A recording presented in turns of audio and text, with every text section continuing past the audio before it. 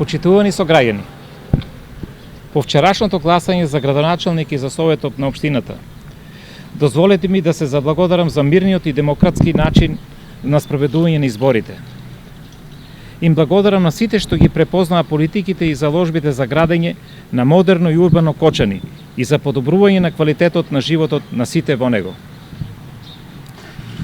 Советот, кој што ќе одлучува за прашањето од јавен интерес во наредните 4 години, ќе биде разнолик, за разлика од претходниот состав, што е уште еден израз на демократијата.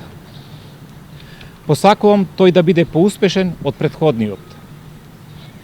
За изборот за градоначалник на Кочани ќе одлучувате сите вие со право на глас во вториот круг од локалните избори на 31 октомври.